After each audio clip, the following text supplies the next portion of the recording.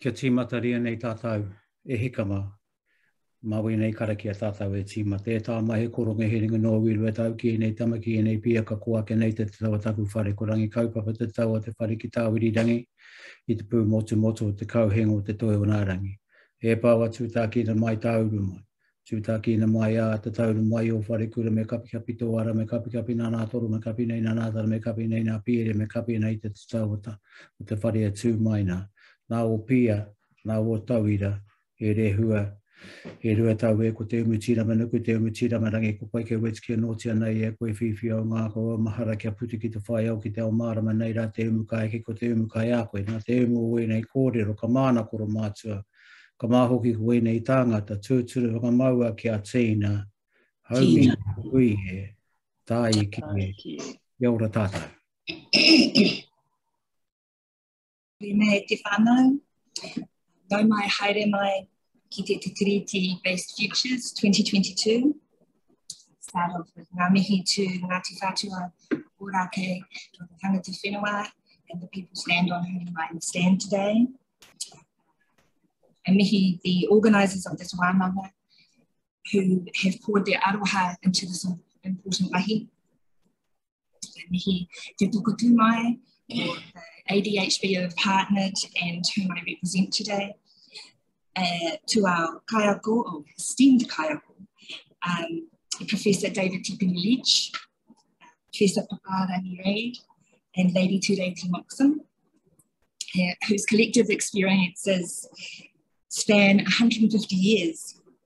And finally to our audience of tauira, students, who've tuned in to hear the whakaaro and the kōrero, our kaiako, are willing to share with us today. My name is Jo Lambert. I whakapapa to Ngāti Mania Poto in Te Aotearoa, and I'm a healer. I use that term intentionally because it encompasses my multiple realities as an intergenerational healer within my whānau, who bears the associated trauma of being a colonised people, as a tākuta or a doctor who specialised in sexual assault medicine, as a partner, a mama, a sister, an auntie, a daughter and a friend, and the three tohunga and taonga that I have the honour of chairing today have so many realities for them. And the term that most resonates with me is light workers.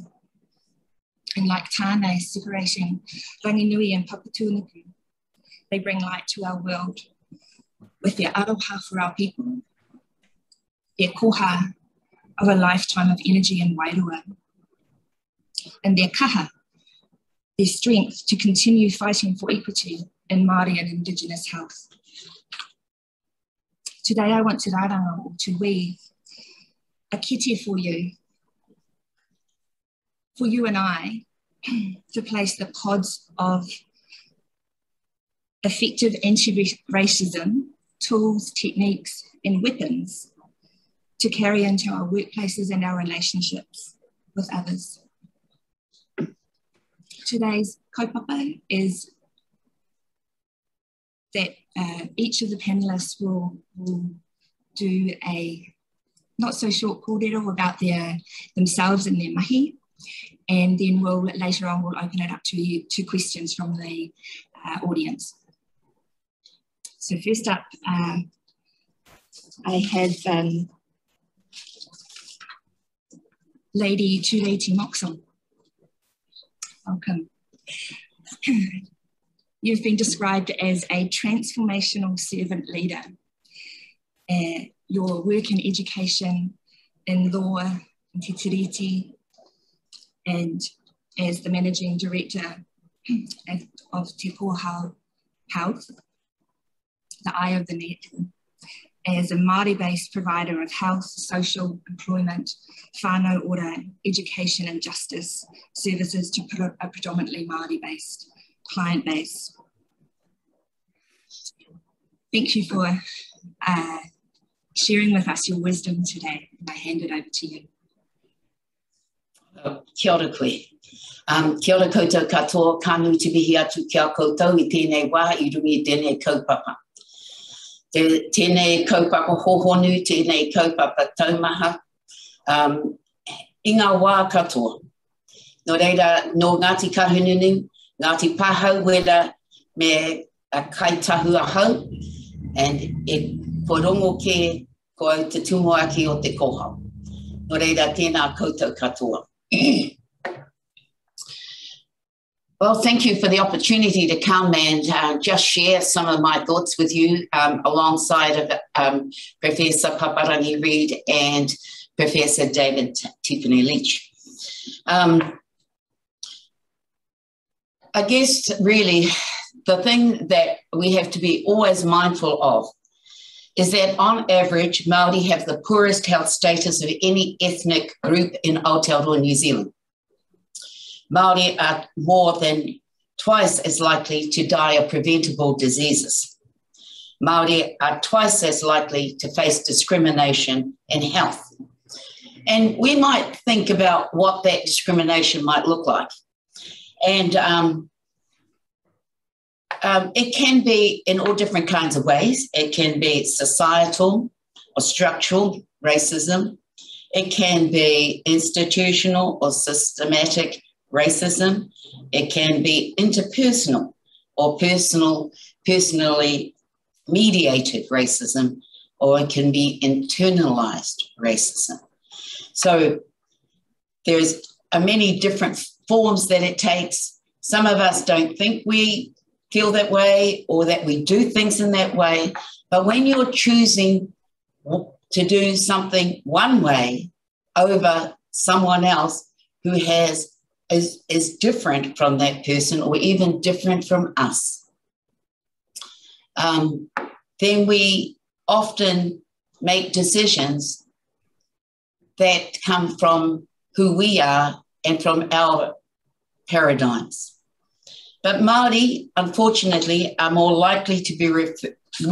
less likely to be referred for diagnostics. And so therefore, if they ever get to be X-rayed or whatnot, they don't have the money to pay for that X-ray. And so really, while people may say that we do this to ourselves because we don't look after ourselves, etc., the fact of the matter is the system as it is currently geared actually presents barriers for us in respect of that. So I'll give you a couple of examples. Cardiovascular disease mortality is 2.5 times higher. Stroke mortality, twice as high. Heart failure, almost 3 times as high.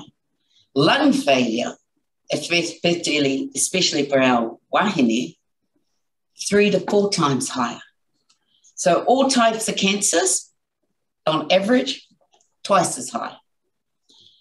Wahine Māori register, I just said that, 4 times higher than non-Māori for lung cancer, but unfortunately die at a rate far greater.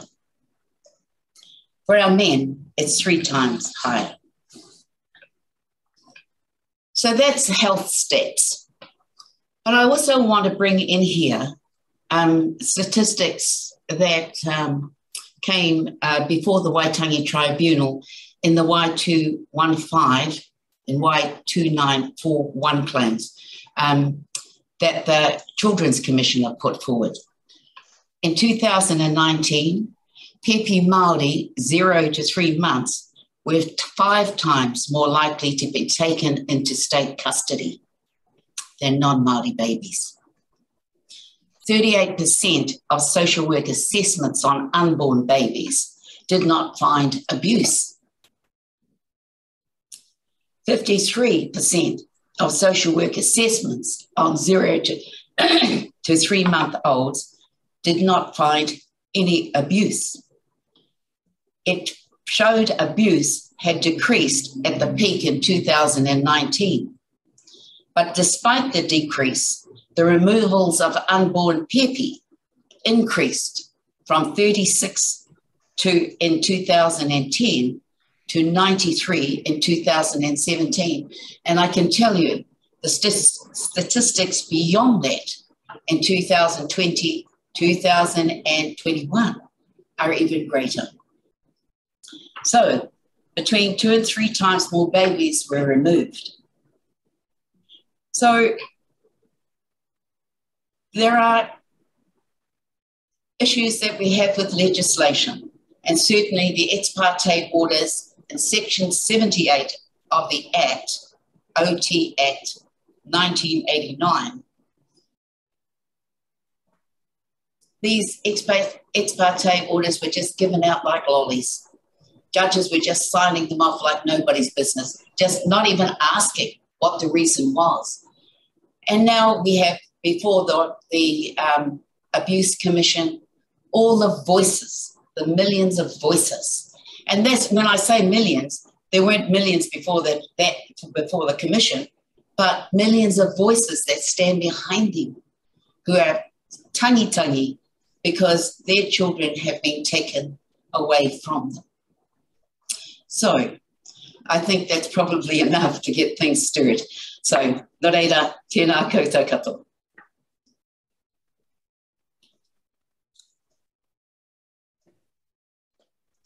Kia ora whaia. Next is Professor Papaarangi Reid, who is a public health physician and a tumuaki of head of Te Kupunga Hauora Māori at the Faculty of Medical and Health Sciences at the University of Auckland. The words that she has used is that she's had long fights, some uneven battles with some sometimes dirty competitors, that she has a slight leaning to leftism and anti-capitalism, and that she loves a good scrap. And I can't think of anyone else that I'd want in my waka to lead us on this journey.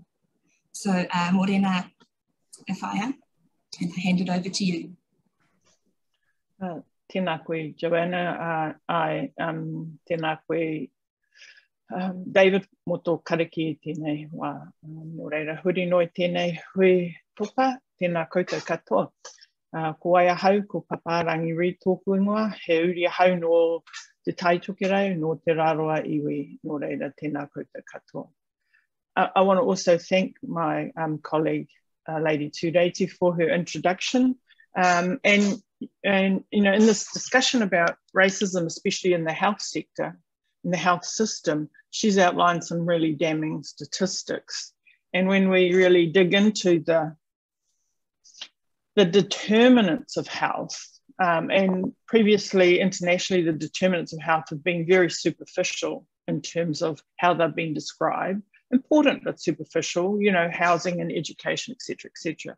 But they're now internationally just starting to pick up on something that we've been discussing quite a lot here in Aotearoa, and a heck of a lot over this last few days with this project. And that is racism as a determinant of health.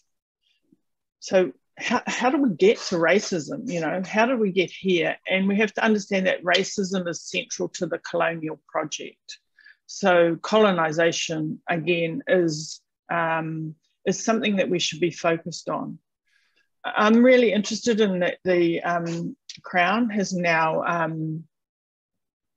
focused quite a lot on equity and recognised their role in equity. But I think back in some decades ago, when Bridget and I wrote the introduction to Hauora 4, we said it's our right to monitor the Crown. And actually the purpose of equity in the stats Lady Tureiti highlighted is to monitor the Crown and their role in treaty responsiveness. But I really hope that we don't think that's the end. Whereas Article 3, that focus on equity, shouldn't really be conflated to Tiriti compliance. It's only part of the story. It's the monitoring part of the story. So what do I think is a major problem for the health sector? And I think it's willful ignorance. It's willful ignorance. They see, we have monitored them. They see, the Crown sees that it has a problem, and yet it goes rapidly into denial. It wants to do a little pepeha, and it thinks it's done its business. If it's done a little pepeha, and we're all good now, we're not racist. So I think that is a real challenge, that we have to get past the superficial, and we have to get past the personal, and we have to focus on the institutional and the structural. And so that's the Crown's job, but what's our job as Māori? I think we have to think about, what is our theory of change? Gabriel Baker said that to me once, and I think that's, oh yeah, what is our theory of change? And I want to go back to, you know, what Joanna Jackson talks about, and that's reimagining our future. How do we reimagine the health sector before the reforms come out? Otherwise, we're going to reproduce a system that is problematic for us, or otherwise we're just going to add a little bit of superficial stuff. So how do we reimagine our future for a health system? How do we reimagine that rangatiratanga is really part of it? What do we imagine the role of Kawanatanga to be? And how do we build into it that ethic of restoration? So I'm really interested in our discussion over these next few days around, how do we change as we rebuild the system? What is the role for Kawanatanga? What is the role for rangatiratanga? And how do we include the ethic of restoration? Because we need to get past thinking that equity is the be-all and end-all. No, it's just the monitoring framework. It shouldn't be conflated to Te Tiriti compliance. And we Māori are not a problem or a project for the government to fix. We need our own voice, our own space, and our own creative imaginings of the future for our mokopuna. So that's how I want to kick off this morning. And yeah, I'll hand it back over to you so you can introduce David. Kia ora whaia.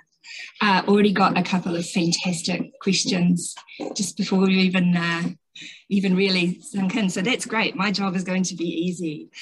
So next on our esteemed panel is Professor David Tipene-Leach, who is the Professor of Māori and Indigenous Research at the Eastern Institute of Technology. He's a public health physician, a GP, and my personal connection, chair of Te Ohu Rato o Aotearoa, the Māori Medical Practitioners Association. And his primary interest is in how to attain equitable health incomes. And this includes working with cultural competence, or the term that he used earlier, cultural incompetence, cultural safety, institutional racism, and the social determinants of health. And on the topic of raranga, I love one of his many projects, which is Te Wahakura, which is the flax bassinet that is an outcome of one of the research projects that he's been driving for many years, for decades in fact. And I love that is a really practical application for our people, and I wish that I'd got one for my pēpi, maybe my moko. Kia ora. Kia ora, Joanna. Ahoi anō tēnā pōrua me mihi atu au ki waku tuahine, me warātau, me warāua kōrero, kia tātou kia taneki. It's always easy to be last because I can hear what everyone else has said, and then you can try and sort of add to it. So I think what I wanted to talk about was, I think Papaarangi's right, it's not all about equity, but it's a great place to start. And so I want to start there, and I want to talk about access. because I think that, I mean, we are talking about racism, or we are talking about racism in healthcare, and in some ways, it's, if you're looking for a framework, then it's about access. And so, you know, at one level, it's about access to personal care, and the fact that your person who you're sitting in the room with, or who's doing your operation, or who is responsible for your bit of personal health care, doesn't understand you, mispronounces your name, doesn't understand your relationship with your whānau, doesn't enable you to have the things that make you feel best placed in the service place where you're at. So it's about personal service, and in the other term, it's about cultural incompetence. It's about a group of practitioners who don't understand this particular group of people, and today we're talking about Māori people and cultural incompetence at the personal level. If you go up one level, then it's about institutional stuff. It's about you with a kidney problem, for instance, and Māori have, you know, Māori people are 2/3 of people with end-stage renal failure in this country, but we get 10% of transplant as first treatment. So you're 2/3 of those with the problem, but 10% of those with the best form of treatment, because everyone else is stuck on the second best form of treatment. Yeah, and what's that all about? It's about institutional racism. How is it modulated? I mean, there are certain things that happen. In particular, BMI is the one that I'm always picking on. There is no evidence whatsoever that a BMI of 35 is a cutoff point, is the right cutoff point for stopping you having a transplant, but it's what happens in this country. In other words, a level of institutional racism. And then, of course, if you were living in poverty and overcrowded housing, and you had a low income, and you were exposed to not good working conditions. In other words, you don't have the benefit of good social determinants of health. Then, of course, you are literally on the back foot from the beginning. And then the last part of this is at our bigger than societal level, and it gets into actually equity. It's not all about equity, but it's about colonisation, and it's about Māori people and the way that we live, breathe, think, and eat are basically, they're not the right way of doing things in New Zealand. So the fact that we are strangers in our own country, noisy strangers, and thank God, you know, we make up nearly 16 to 18% of the population, depending on the age group, but we are still strangers in our own land. So it's about levels of access, and each of those levels of access are determinants of health, and each of them are implicitly racist. So, koina noiho from me. I'm David Tipene-Leach. I'm from Pōrangahau in Hawke's Bay, and yeah, and I love being in here with these two great women. Kia ora, Jo, back to you. Kia ora. Wow. Okay. So I've listened. Let's do some raranga, and then some excellent questions. So I don't need to ask any of mine. Professor Moxon, you talk about internalized racism, and I then link that to and the children taken or children in custody, and I link that to disconnect and connect. And it's not just Māori who are disconnected from their cultures. I think a lot of tauri are disconnected from their own culture. And that is, so that's an issue that I would like to see thought about, is that disconnect for both peoples that live in this land. And then whaiari, monitoring and accountability, and willful ignorance, and a theory of change. Some of the questions are picking up on that already. And matua, access, and being strangers in our own country really resonates with with me, and that comes back to that connection and disconnection from everything. So I might go to a couple of questions first up, and I think, Professor Reid, this came up when you had your kōrero, and it says, it's from an anonymous attendee. What are your whakaaro on how we move from monitoring to a place of holding the state accountable and creating change? Well, first of all, I don't think we move from monitoring. Monitoring is an essential part of the whole issue, but the accountability is a really important framework. And you'd hope that shame would be enough to motivate people to be accountable. You'd think shame would be enough, but obviously it's not. And so what are the issues playing in that? And one is that it's permitted, because as soon as we try and negotiate for an intervention, there's a pushback. And there's a pushback by white supremacy in our community. And the example was when we negotiated for an earlier age of vaccination for Māori in the Delta outbreak, starting Māori at a younger age instead of just starting with all 65 plus, to start Māori and Pacific earlier.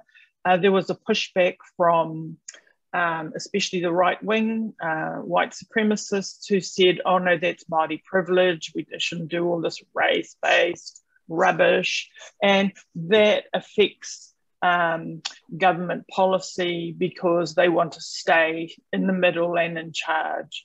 And so how it's permitted, how it's allowed to go on, is this willful ignorance that is driven by factions of white supremacy that are able to swing voters and therefore government action.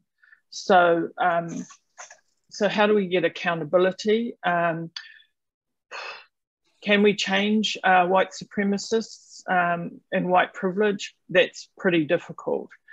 How do we move to the fact that people actually want to believe that we should love our people, that we should love Māori, and don't have to love all our behaviours or all our whatever,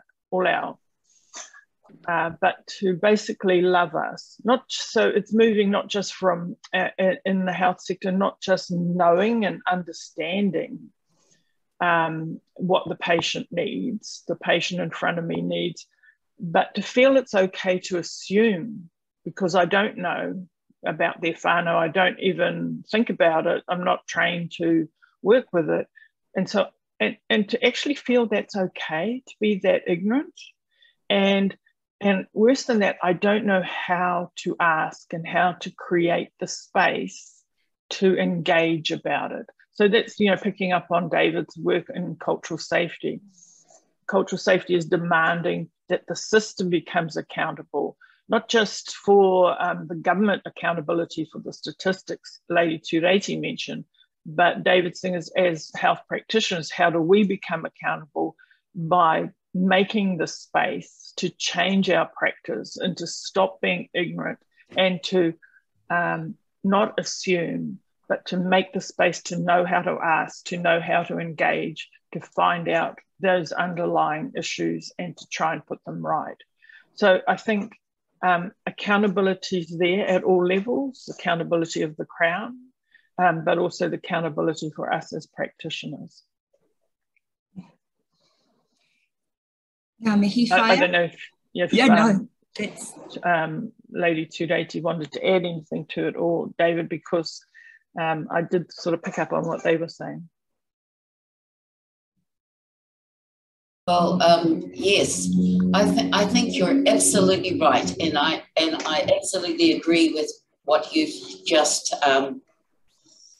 articulated, because I think that it's in the articulation that we come to realise what it is we're doing, and we we sometimes think that what we're doing is for the best of the person in front of us when we're working with them or dealing with them.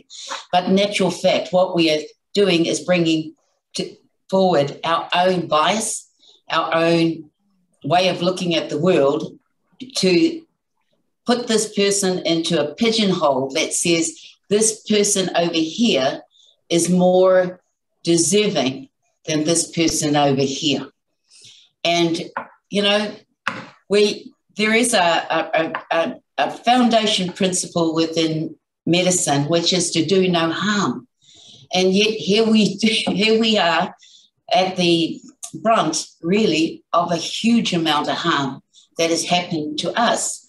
And yet we're being told in all kinds of ways, at school, at, you know, wherever we are, that it's our own fault, that we are less deserving, and that we're not as good as everybody else.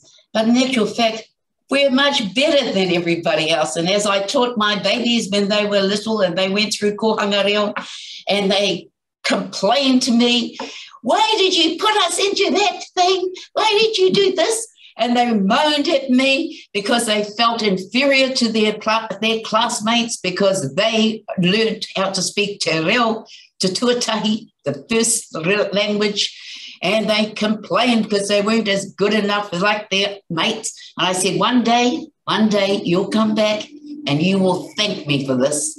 And I tell you what, every single one of them has, because they have within them their own cultural belief that they are important people, that they have an important contribution to make to our world and who we are, and stand tall as a Māori, as a Ngāti Kahununu, Ngāti Pahuwera, and Kaitahu person. And they know this and they believe in it, and their babies and our mokopuna to come will believe in that too. So that's what I think, and I think, you know, we're all in this together. Kia ora, Professor Tipene. And the likelihood is that those kids that you're talking about will be healthy and will be well and will progress. And, you know, and it's not because people in the health system did anything fabulous for them. It's because all of the things that you just said. He Māori hoki rātou, ka tūake ai rātou I roto I tō rātou na Māoritanga, and that's what health's all about. You know, I'm just reflecting back on when we're talking about, you know, moving from monitoring to the next stage. I was reflecting on how we have railed against racism over the years. And, you know, when Papaarangi and I both had black hair, we used to go on protest marches. You know, we would protest and you'd get arrested, and there would be confrontation with other people and with police and what have you. And by the time we had 2 or 3 grey hairs, we would be encouraging people to go to workshops about bias and thinking their, you know, cultural safety and thinking things through carefully and trying to think about justice. And now, and I reflect about what I said with cultural safety to the College of General Practice last year, and what I saw when I was swatting for today in Mātere Harwood's article in the New Zealand Medical Journal, was that we are now all trying to talk in a non-threatening fashion in order to bring people on board to what is so blatantly obvious. I mean, you know, sick people cost money. And if we, as a group of people, didn't have the health problems that we had, there would be another $1 billion to play with at some other end. And why isn't that just so obvious? Why do we have to behave ourselves so much now? When we were young, we were disgracefully poorly behaved, protesting racism. These days, we are disgracefully well behaved. I mean, we go to court. We don't protest these days about racism and health. We go to court. How well behaved is that?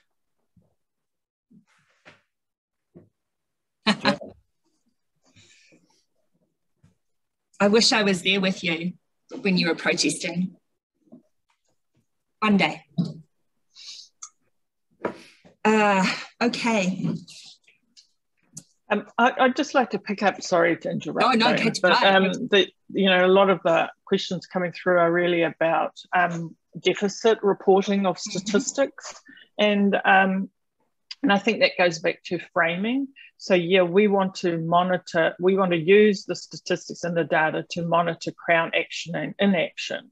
And we would report or frame those statistics differently, as opposed to them being captured by other people reporting them and framing them in a way that says poor behavior, poor genetics, poor, I don't know, poor determinants of health, poor, bad, sad, bad. And instead of looking at the systems and the non-responsive, framing those same statistics in a way that shines the light on the failures of systems and on the failures of society. So really the problem is, you know, when they say the data speaks for itself, well, actually it doesn't. We actually speak for the data. And so I think we can use the same data to monitor the Crown. It's just that the Crown and many other people who hold power over the data report it in a way that aligns the deficit with us as opposed to with the system. So I just wanted to pick up on a few of those questions that have focused on that in the Q&A. Kia ora whai. I think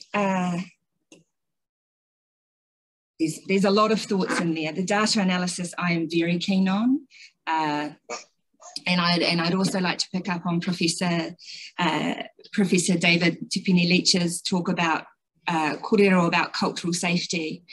Currently, I'm trying to write a cultural safety program with the help of many people in sexual and reproductive health, and that really resonates with me because I literally have a wall of post-its, my trusty post-it notes in different colours, on trying to bring it all together. And how do I do this in an hour, or whatever time frame I decide? And it will be, you know, it could be 4 days, I think, that before we even get to the tip of what I would like people to be practicing in sexual and reproductive health. It's a sticky area for many cultures, and one that I know Professor Papaarangi Reid was heavily involved in, and I'm not sure if you are still in the late 80s, early 90s. There is another great question. I'm just going to go back up. Oh, unless someone else has got something to say about the cultural safety there. Oh, well, I'm sure they do. Someone asked a fantastic question. Where is it gone?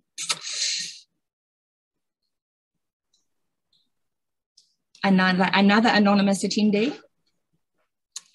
What do you think about transformative ways that hospitals and services can change to run best for our tangata whenua? Oh yes, I've got something to say. I think that there are two things that we need to think about when we're thinking about hospital systems and health systems, and one is kaupapa Māori and the other is mātauranga Māori, and they're both quite different. So my simple take on these two really important words is that kaupapa Māori stuff is where Māori services take on wide health services and begin to do things much better than mainstream health services are doing them. And you know, primary healthcare is kind of our classic, where we've got what we call kaupapa Māori health services are doing things. You know, the simple one is by Māori, for Māori, with Māori. The little more complicated one is, you know, taking over the institution, having Māori workers, but essentially doing mainstream health. And then mātauranga Māori is the next step. Mātauranga Māori is quite different. often done by kaupapa Māori service providers. But mātauranga Māori is, here's the health problem, and here's my bit of Māori activity, philosophy, behaviour, or thinking that makes this into a healthy way of being. And of course, the wahakura was the classic example of that. You know, the problem was bed sharing. So what do? Get rid of bed sharing? No, you don't. You use a traditional way of a traditional iconic way of being to bed share more safely. So that's kind of like mātauranga Māori. The whole mahi atua movement that's been championed by Di and Mark Korpua, this whole idea that you don't worry about psychiatric illness, you just worry about distress, and then you work your way through using pūrākau, talking about something else, talking about something entirely Māori, as opposed to talking about me and my deficits and my illnesses and my problems, throwing them all out there and making myself the problem. Mahi atua has managed to sort out the distressed who actually just needed a conversation from the ill who needed a heavier bit of work, and have decimated waiting lists in some places in the country for psychiatric services. At the moment, I'm working on a thing called Te Wharepora, which is about weaving, and it's a clinic. It's a clinic for pregnant women. And what do they do at this clinic? They just weave.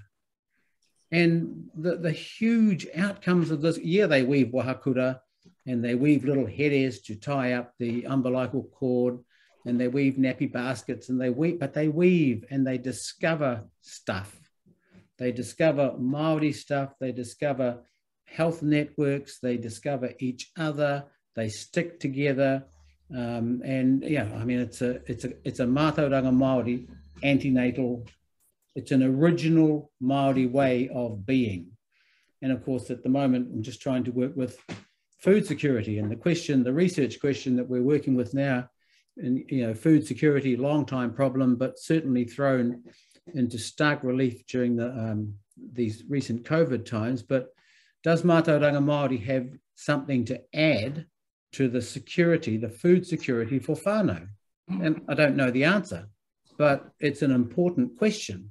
What is it that we can add to services as Māori that makes them so much, that makes them revolutionary and harbingers of good outcomes? Yeah, over and out. The end. No. Whaia Tureiti, anything? I mean, whānau ora. Oh. Yes, actually, that was a perfect answer, really. But we're pushing hard to stand up the Māori Health Authority, and we in 2005 put a claim to the Waitangi Tribunal to have our own DHB at that time. And, when we talk about by Māori for Māori, we talk about that in the sense that it's by Māori for everyone, Mm-hmm. And we certainly have been able to prove to our whole nation that Māori providers can do the unthinkable. And that certainly showed through with COVID, with our COVID response everywhere. And the COVID response went not just to Māori alone, although we're still trying to push hard for our people to become vaccinated in some places. What it did was it actually gave a lot of, in Hamilton City, I'll only speak about that, a lot of people the opportunity to come onto the marae, to visit the marae, to understand what that means and what it feels like to be a part of something that's greater than what their own understanding and knowledge of Māori people were. And we got the most amazing responses, and I think we've vaccinated 40,000 people in the city, and I can't even say how many we've swabbed. during that time from all ethnicities, absolutely all ethnicities, and they loved it.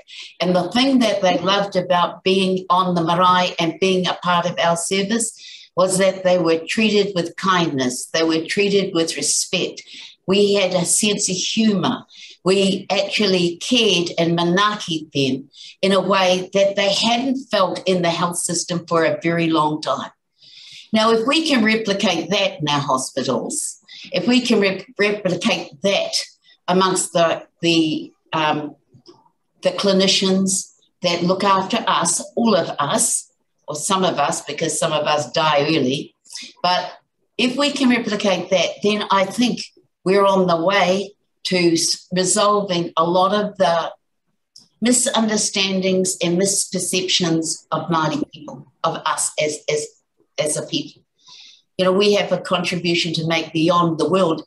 You know, my brother-in-law once said to me, you know, well, he said it to all my staff here at his name is Ngahi Tohunga, and he said, you know, people overseas just love us. They love who we are. They love what we bring. They love everything about us culturally.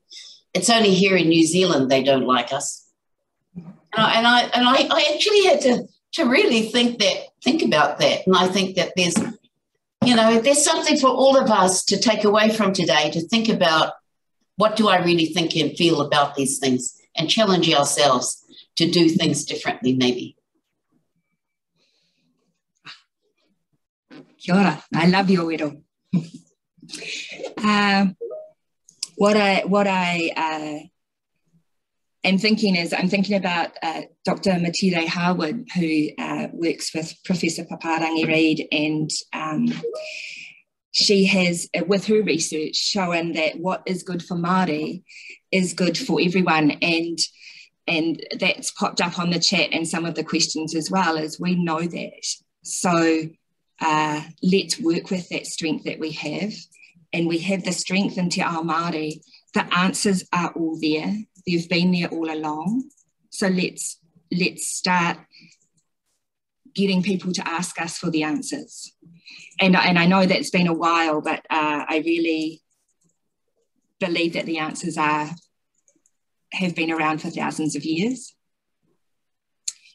And I'll stop there before I have a little... another question. Okay, I'm going to pitch this one to Professor Reid. This is from Jackie Painga Rene. Do you think that the new Māori Health Authority will be able to address these inequities and lead transformational change? Well, we certainly hope so. But I think that we need, and you know, there's some good people involved in it, and some people who I think have got a really good analysis on the situation. The challenge, I think, is whether or not they'll be permitted, allowed, supported and resourced to do that, or whether the remits that they'll be given either through legislation, policy, funding or staffing will constrict us back into the same old. What is challenging for me is that the first 2 years are what they call rollover years, and so very little will change in terms of contracts in the first few years. But if we have to have a radical change, and the change won't be in terms of who is now the funder or the contractor for this service or that service, but how do we change the constitutional arrangements for the services? How do we change the heart of the services? How do we change the service to love our people? How do we change the service to serve our people? How do we change the people involved in the service to understand what that means? Those are big projects. How do we change the variability of funding so that more work is, so it's rearranged so that more funding ensures access, ensures safe provision, etc. So I think changing the name and having a Māori Health Authority in and of itself has some permissions, but it's not enough unless we change some of the fundamentals, permissions, staffing, relationships, you know, change the ranga. What do we mean about changing rangatiratanga? How does Kawanatanga happen properly? What do we do about our whakapapa, our connectedness? What do we do about whanaungatanga, the way in which we relate to each other? What do we do about manakitanga? How do we, what's the reciprocal support for each other in this relationship? I think we need to really answer some of those fundamental questions. And I'm sure Lady Tureiti will have, as being part of that system, will have some, is busting to say something.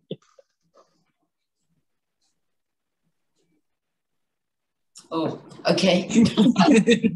Very good. Yes, well, yeah, I absolutely agree with everything that's been said. But, you know, unless we've got our belief that we can do something that's better than we've ever had before and go take it into the future. And that's what it takes. It takes all of us to make that happen.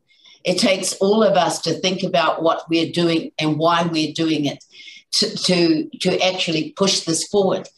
And yep, because one of the biggest issues that we have is that when we have changes of government, for example, and those changes of government will take us with them or they don't take us with them. And quite often they don't take us with them. They dictate to us. But it's time for change. And certainly that the Māori Health Authority as being the first cab off the rank is certainly, and from my perspective, the beginning of something that's greater that should happen in every single government department in our country. Ora, yes. Okay. I get really excited, so I'll I'll settle back down because I love that you've extended that to everywhere. It's not just at the top. Everywhere needs partnership. Okay. Wow. Joe. Yes. Sorry. Yes. I just wanted to comment on both of those comments. Yes, the Māori Health Authority is an exciting opportunity, but it's about changing the health system. It's about trying to fiddle with the institution, trying to fix the institution. I'm much more interested in what Ngahiwi said to Lady Tureiti about actually, you know, they like us overseas, they just don't like us here. Now, I mean, I think that's really important. If people liked us here, you know, and I think that there is some progress. I think there is some progress, but if people really celebrated that 20% of this country was Māori, that 20% of this country had a different trajectory and a different set of needs and wants, not completely different. You know, every Māori wants the benefits of Pākehā society, but not every Māori wants only Pākehā society. We want to be able to be ourselves. You know, and I think that things like the Māori history curriculum, for instance, that's being introduced by this government is a big move. And, you know, you look around and you hear that there is a lot of pushback against that. I think that, you know, the pushback is likely to be, you know, racists come out of the woodwork when they need to come out. And so we're seeing the Conservatives come back. I'd like to think that part of it was ignorance and apprehension and a little bit of fear, and that if we put things in the non-threatening manner that we're talking about, that these people could turn around. But actually there are moves. There are moves to understanding us, and if only we didn't have to change the institutions, if only what we did was we changed the fabric of our society so that actually we were a valued part of the society, and not just when there was an opening of a new road, because everybody was worried about taniwha and car accidents. I'd like to pick up on it again, because I know looking at the time we haven't got much time left, and I want to go back to the the title of this part of the workshop in terms of Audre Lorde's quote and Audre Lorde's essay on the master's tools. And really, we have to be really careful as Māori that we don't get caught up in teaching Pākehā people not to be racist, teaching Pākehā people to be nice or to be responsive or whatever. And we're always serving the needs of Pākehā people, and we're not really serving the needs of Māori. So I think, and it's a tension, because sometimes you see they're the ones, that's the problem, they're standing in the way. And it's hard to find allies who you trust enough to do the work. Yeah, so there is that tension there, and I think that's a significant piece of work. I wouldn't like the Māori Health Authority or people like that to end up being, spending all their time trying to fix the Health New Zealand's problems, but rather that we get on to rebuilding what we need as Māori to thrive. Kia ora. We've got 3 minutes left and 46 questions. And so here I was, I had my questions. I clearly didn't need to worry about that. And that just shows that people really want to know. They want weapons and tools and techniques and models to put in their kete. This is a kete my pāne toa, my husband gave me. And wow, it's pretty heavy. You can hear some rattling in there. I think what my last thing that I want to say is that we are creating safe, brave, and uncomfortable spaces for people. We are all going to be uncomfortable in this kōrero. And we need to be brave and courageous. Lady Tureiti Moxon, I've heard you use that word. Courage is what we need to have these uncomfortable kōrero, to create safety, but not too safe, because then we just stay where we are. And I'd like to open it up. I've got a whakatauki to finish off with.